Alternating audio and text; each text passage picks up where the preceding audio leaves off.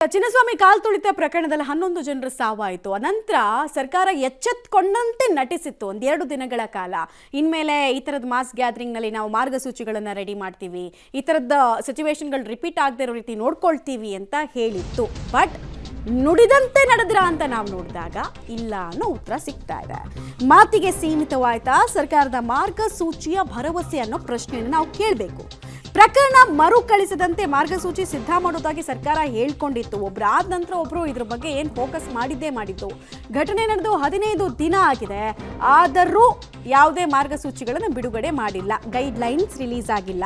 ಸಂಭ್ರಮ ಕಾರ್ಯಕ್ರಮಗಳಿಗೆ ಹೆಂಗಿರಬೇಕು ಗೈಡ್ಲೈನ್ಸು, ಯಾರು ಎಷ್ಟು ಇನ್ವಾಲ್ವ್ಮೆಂಟ್ ಇರಬೇಕು, ಯಾವ ಜಾಗದಲ್ಲಿ ಮಾಡಬೇಕು, ಇಂಥ ಸೂಕ್ಷ್ಮ ವಿಚಾರಗಳ ಬಗ್ಗೆ ತಲೆ ಕೆಡಿಸ್ಕೊಳ್ಬೇಕು ಅಂತ ಇಲ್ಲಿ ತನಕ ರಾಜಕಾರಣಿಗಳಿಗೆ ಅನಿಸ್ತಾ ಇಲ್ಲ. ಇನ್ಫ್ಯಾಕ್ಟ್ ಈ ಮಾರ್ಗಸೂಚಿ ವಿಚಾರದ ಬಗ್ಗೆ ಪ್ರಸ್ತಾಪ ಮಾಡಿದೆ ಪರಮೇಶ್ವರ್ ಮತ್ತು ಡಿ ಕೆ ಶಿವಕುಮಾರ್ ಹೋದ್ರು, ಬಟ್ ಮಾಡಲಿಲ್ಲ. ಇಲ್ಲಿ ಅಲ್ಲಿಗೆ ಏನರ್ಥ? ಜನರ ಜೀವದ ಬಗ್ಗೆ ನಿಮಗಿರೋ ಕಾಳಜಿ ಇಷ್ಟೇನಾ ಅನ್ನೋ ಪ್ರಶ್ನೆ. ಆಮೇಲೆ ಅಧಿಕಾರವನ್ನ ಚಲಾಯಿಸೋಕೆ ಇರುವಂತಹ ಖುಷಿ ಮತ್ತು ಇಚ್ಛಾಶಕ್ತಿ ಸೇವೆ ಮಾಡೋದಕ್ಕಿಲ್ವಾ ರಾಜಕಾರಣಿಗಳಿಗೆ ಅನ್ನೋ ಒಂದು ಪ್ರಶ್ನೆ ಬಂದ್ಬಿಡುತ್ತೆ. ಇನ್ನೂ ಟೈಮ್ ಸಾಕಾಗ್ತಿಲ್ವಾ? ಇನ್ನೆಷ್ಟು ಟೈಮ್ ಬೇಕು? ಡೀಟೇಲ್ಸ್ ಕೊಡ್ತಾರೆ. ನೇರ ಸಂಪರ್ಕದಲ್ಲಿ ಜಾಯಿನ್ ಆಗ್ತಾ ಇದ್ದಾರೆ ಶ್ರೀನಿವಾಸ್. ಆರಂಭದಲ್ಲಿ ತಮ್ಮ ತಲೆಯನ್ನು ಉಳಿಸ್ಕೊಳ್ಳೋದಕ್ಕೆ, ತಮಗೆ ಅಂಟಿರುವಂತಹ ಕಳಂಕವನ್ನ, ಪಬ್ಲಿಕ್ ಆ್ಯಂಗರನ್ನು ಕಡಿಮೆ ಮಾಡೋದಕ್ಕೆ ಏನೆಲ್ಲ ಹೆಜ್ಜೆ ತಗೊಳ್ಬೇಕು ಅದನ್ನೆಲ್ಲ ಮಾತಾಡಿದ್ರು. ಬಟ್ ಕೇವಲ ಮಾತಿಗೆ ಮಾತ್ರ ಸೀಮಿತ ಆಯಿತು.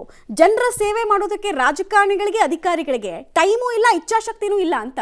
ಮಮತಾ, ಹೌದು. ಯಾಕೆಂತಂದ್ರೆ ಈ ಒಂದು ಘಟನೆಯಲ್ಲಿ, ಚಿನ್ನಸ್ವಾಮಿ ಕಾಲ್ ತುಳಿತ ಘಟನೆಯಲ್ಲಿ 11 ಜನರು ಸಾವನ್ನಪ್ಪಿದ್ರು, 60ಕ್ಕೂ ಹೆಚ್ಚು ಜನರು ಗಾಯಗೊಂಡ್ರು.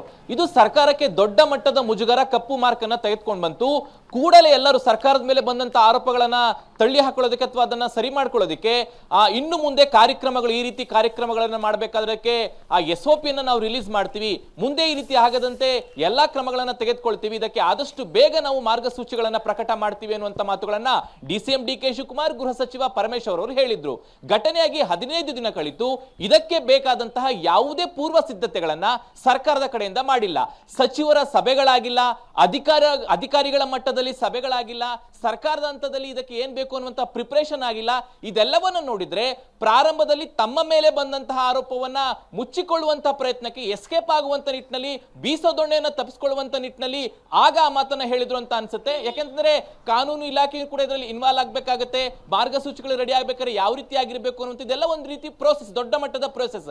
ಅದನ್ನ ಪ್ರಾರಂಭ ಮಾಡುವಂತ ಪ್ರಾರಂಭಿಕ ಪ್ರೋಸೆಸ್ ಅನ್ನು ಕೂಡ ಸರ್ಕಾರ ಮಾಡದೇ ಇರೋದ್ರಿಂದ ಕೇವಲ ತೋರ್ಪಡಿಕೆಗೆ ಮಾರ್ಗಸೂಚಿ ಅನ್ನುವಂತ ಮಾತನ್ನ ಸರ್ಕಾರ ಹೇಳ್ತಾ ಅನ್ನುವಂತ ಅನುಮಾನಗಳು ಸರ್ಕಾರದ ನಡೆಯಿಂದ ನಮಗೆ ಗೊತ್ತಾಗುತ್ತೆ. Mamata. Okay, thank you Srinivas, ತಮ್ಮ ಎಲ್ಲ ಮಾಹಿತಿಗಾಗಿ ಧನ್ಯವಾದ. ಯಾವುದೇ ಇಂಥ ಇನ್ಸಿಡೆಂಟ್ ಆದರೂ ಅಷ್ಟೇ ಮೊದಲೆರಡು ದಿವಸ ಹಾರಾಡ್ಬಿಡ್ತಾರೆ, ಕೂಗಾಡ್ಬಿಡ್ತಾರೆ, ಹಂಗೆ ಮಾಡಿಬಿಡ್ತೀವಿ, ಹಿಂಗೆ ಮಾಡಿಬಿಡ್ತೀವಿ. ಮೊನ್ನೆ ರೀಸೆಂಟಾಗಿ ಕೊರೋನಾ ವಿಚಾರದಲ್ಲೂ ಹಾಗೆ ಆಯಿತು. ನಾವು ಮಾರ್ಗಸೂಚಿ ತಂದುಬಿಡ್ತೀವಿ ಅಂತ. ಕೋವಿಡ್ ಇನ್ನೂ ಏನು ಕಡಿಮೆ ಆಗಿಲ್ಲ, ರಿಮೆಂಬರ್. ಆದರೆ ಸರ್ಕಾರ ಅದನ್ನು ಮರ್ತೇ ಬಿಟ್ಟಿದೆ ಇವಾಗ. ಇದು ಅಷ್ಟೇ, ಒಂದೆರಡು ದಿನ ಇತ್ತರ್ತೀವಿ ಅಂತೆಲ್ಲ ಹೊರಟರು, ಏನೂ ಮಾಡಲಿಲ್ಲ. ಈಗ ಸರ್ಕಾರದ ದೃಷ್ಟಿಯಲ್ಲಿ ಚಿನ್ನಸ್ವಾಮಿ ಸ್ಟೇಡಿಯಂ ಕಾಲ್ ತುಳಿತ ದುರಂತ ಮುಗಿದ ಅಧ್ಯಾಯ. ಅವ್ರ ಪ್ರಕಾರ ಎಲ್ಲ ರೀತಿಯಲ್ಲೂ ಕೈ ತೊಳ್ಕೊಂಡ್ಬಿಟ್ಟಿದ್ದಾರೆ.